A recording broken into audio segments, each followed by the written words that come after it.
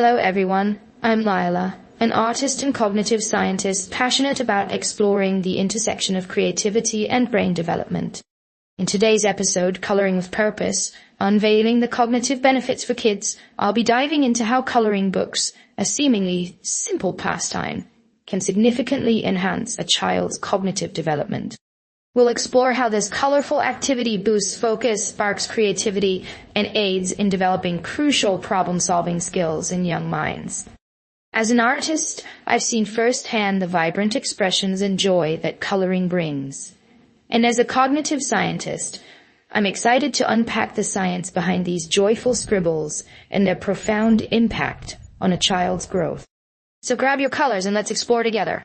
One sunny afternoon, I found myself watching my little niece Anna as she sat by the bay window, crayons scattered around her like a rainbow palette. She was hard at work on her latest masterpiece, a jungle scene brimming with colorful animals. I remember being her age, equally engrossed in my coloring adventures, unknowingly laying the foundation for my future in art and cognitive science. As Anna colored a particularly mischievous monkey, I noticed how focused and methodical she was, qualities I later recognized as key cognitive skills. Each stroke wasn't just a burst of creativity, but a thought process involving choice, planning, and problem-solving. This simple act of coloring was, unbeknownst to her, enhancing her attentional skills and encouraging creative exploration. Her furrowed brow and the frequent swapping of crayons were evidence of decision-making in action, each choice fostering her growth. Sitting there, I had a flashback to my own childhood, to how coloring books were like open doors, leading me into worlds where imagination knew no bounds. It became clear that the benefits of this activity were more profound than one might initially think, deeply entwined with the cognitive skills that would shape her developing mind. Reflecting on my niece, Anna's vibrant coloring sessions led me to a deeper understanding of how coloring books serve as more than just artistic outlets for children. As she meticulously filled each animal with color, it dawned on me that this simple activity is a microcosm of cognitive development at work. Coloring requires sustained attention, a skill that enhances focus in academic endeavors. It also promotes the exercise of fine motor skills as children grasp crayons or colored pencils, a subtle precursor to writing or crafting. The selection of colors and the planning involved in completing a picture developed decision-making and problem-solving capabilities, fostering independent thinking. Through every choice Anna made, whether to color within the lines or bring a unique vision to her jungle scene, she practiced adaptability and spurred her imagination. Such creativity often transcends the page, influencing how children approach obstacles in tangible world settings. Moreover, the calming, almost meditative nature of coloring can reduce stress, providing a safe space for self-expression and emotional regulation, crucial components of socio-emotional learning. As an artist and cognitive scientist, witnessing Anna's engagement highlighted the profound multi-layered impact that coloring can have. It's not merely about filling spaces with color, but cultivating a fertile ground for cognitive and personal growth. My observations of Anna affirmed my belief in coloring as a powerful developmental tool, a joyous endeavor bridging art with science, where even the simplest of acts holds the potential to transform and nurture young minds, laying a vibrant and resilient foundation for lifelong learning and creativity. Let me share a remarkable case that further illustrates the profound impact coloring can have on cognitive development. During my tenure as a research assistant at a cognitive development lab, we conducted a study involving a group of children with varying exposure to artistic activities. One participant, a 7-year-old named Leo, stood out. Leo initially exhibited lower levels of focus and had difficulty with fine motor tasks compared to his peers. Over several weeks, we introduced structured coloring sessions into his routine. The transformation was striking. As Leo became immersed in the act of coloring, we observed notable improvements in his attention span and motor skills. The deliberate concentration needed to stay within the lines seemed to sharpen his focus in other tasks as well. Moreover, Leo's parents reported a newfound calmness and reduced anxiety, reinforcing the idea that coloring aids emotional regulation. This case was significant, as it underscored the multifaceted benefits of coloring beyond mere artistic expression. For me, the experience validated my belief in the subtle yet powerful influence of creative practices on cognitive and emotional growth. It taught me that even simple, joyful activities can yield significant developmental benefits, serving as a testament to the beautifully intertwined relationship between art and science. Reflecting on this, I am reminded of the importance of incorporating artistic practices into early education, as they hold the potential to cultivate not only creativity, but essential cognitive skills that are foundational for academic and life success. Through my experience, I've often encountered misconceptions regarding the role of coloring in cognitive development. A prevalent misunderstanding is that coloring is merely a pastime devoid of educational value.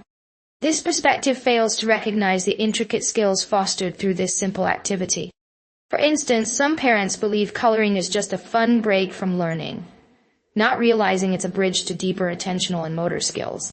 Another misconception is that coloring is only beneficial for artistic children, neglecting its universal applicability in enhancing focus and dexterity. I've seen firsthand how these activities, dismissed by some as trivial, significantly improve fine motor skills and concentration, as demonstrated in Leo's case. There is also the belief that structured artistic activities stifle creativity when, in reality, they provide a framework within which children can explore decision-making and adaptability. Coloring encourages creative problem-solving and emotional regulation, which are equally important as academic achievements. Understanding the broader impact of coloring is crucial. It's not about filling blank spaces, but about building a holistic foundation for personal and cognitive growth. As an artist and scientist, I advocate for coloring as a dynamic tool that intersects art with cognitive development, promoting lifelong learning and creativity. In my journey of merging art with cognitive science, I've discovered several practical ways to harness the power of coloring for cognitive development in children, which I believe listeners will find beneficial. Firstly, integrating regular coloring sessions into a child's daily routine offers a structured yet flexible environment that encourages focus and fine motor skill enhancement. Providing diverse coloring materials such as crayons, colored pencils, and different textured papers can engage multiple senses and keep the activity stimulating. I encourage offering themes or subjects within coloring books that pique the child's curiosity, fostering an intrinsic motivation to explore and learn. Additionally, rather than strictly guiding or evaluating completion, allowing children to choose their colors and interpretations nurtures their decision-making abilities and creativity. It's important to remain patient and supportive, acknowledging efforts rather than perfection, which bolsters a child's confidence and emotional regulation, as seen with Leo. Creating a shared coloring activity between parents and children can also strengthen bonds and promote communication. Encourage them to discuss their color choices or the stories behind their artwork. Finally, ensure that these activities are paired with other creative and physical exercises to provide a balanced developmental approach. As I have observed through my research, guided artistic practices like coloring are invaluable, not just for autistic development, but as essential building blocks for cognitive and emotional growth. As Lila, navigating the intersection of art and cognitive science isn't just about theories, it's deeply personal and experiential. One challenge I faced was convincing parents and educators of the profound cognitive benefits that coloring holds. Many dismissed it, viewing it as mere child's play rather than a foundational learning tool.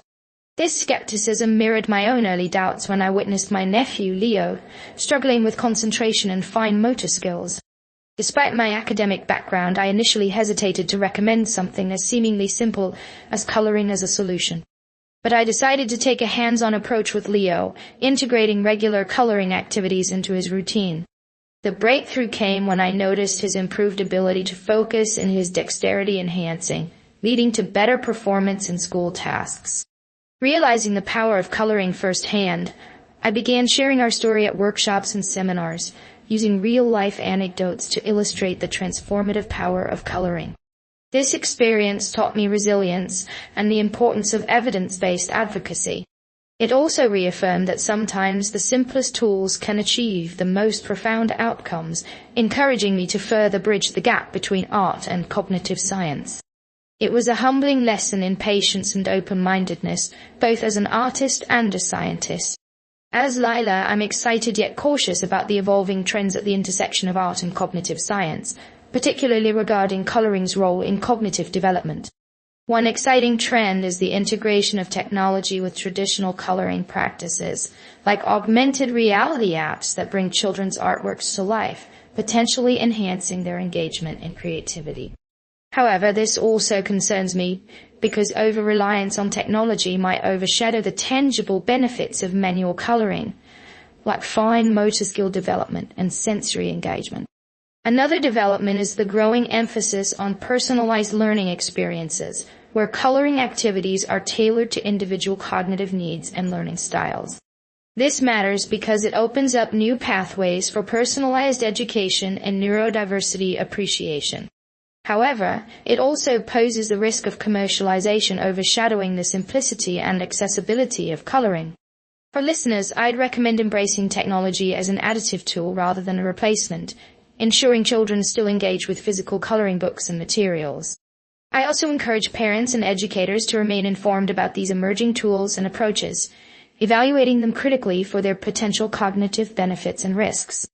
It's vital to balance innovation with tradition, ensuring that the timeless benefits of manual coloring are preserved even as we explore new horizons. This balance will help prepare children for a future where creativity and cognitive skills are harmoniously developed.